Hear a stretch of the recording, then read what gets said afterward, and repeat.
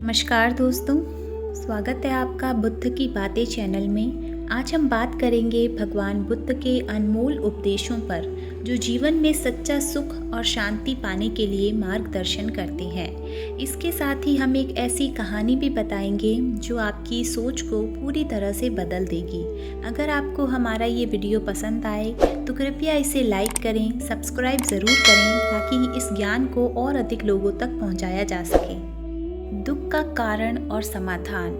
बुद्ध कहते हैं कि हमारे जीवन का सबसे बड़ा सत्य है दुख, लेकिन दुख का कारण क्या है और इसका समाधान कैसे किया जाए। बुद्ध ने कहा है कि दुख का मूल कारण हमारी इच्छाएं हैं। हम हमेशा कुछ न कुछ पाने की कोशिश में लगे रहते हैं। पैसा, सम्मान, प्रेम, भौतिक वस्तुएं। जब हमारी इच्छाएं पूरी नहीं होती तो हमें दुख का सामना करना पड़ता है। लेकिन क्या इच्छाओं से मुक्त होकर सुख पाया जा सकता है? बुद्ध ने मार्ग दिखाया कि इच्छाओं का त्याग करना ही सही समाधान है। जब हम किसी भी वस्तु या परिस्थिति से अत्यधिक लगाव नहीं रखते तो हम दुख से बच सकते हैं। मध्यम मार्ग का पालन।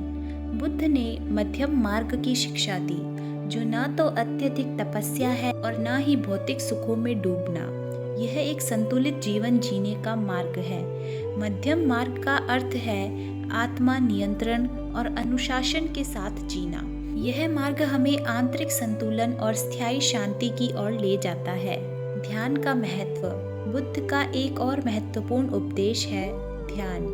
ध्यान के माध्यम से हम अपने मन को शांत कर सकते हैं और अपने भीतर की शांति को महसूस कर सकते हैं। ध्यान से हमें अपने विचारों और भावनाओं को नियंत्रित करने की शक्ति मिलती है।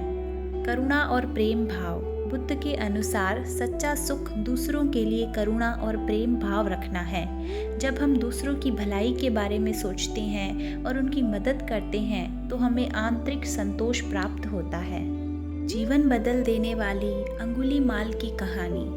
आइए अब एक प्रेरणादायक और जीवन बदलने वाली कहानी सुनते हैं जो हमें सिखाती है कि कैसे बुद्ध के उपदेशों ने एक खूंखार डाकू को महान साधु बना दिया। एक समय की बात है, अंगुलीमाल नाम का एक भयानक डाकू था।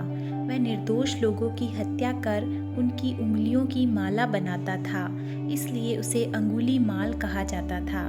उसका लक्ष्य था 100 लोगों की उंगलियां इकट्ठा करना। उसकी क्रूरता से पूरा राज्य भयभीत था। एक दिन भगवान बुद्ध उस जंगल से गुजर रहे थे जहां अंगुलीमाल रहता था। जैसे ही अंगुलीमाल ने उन्हें देखा, वह उन्हें मारने के लिए दौड़ा, लेकिन बुद्ध शांतिपूर्वक चलते रहे। अंगुलीमाल ने बुद्ध को कई बार रोकने की कोशिश की, लेकिन बुद्ध की शांति और करुणा ने उसके अंदर कुछ बदल दिया।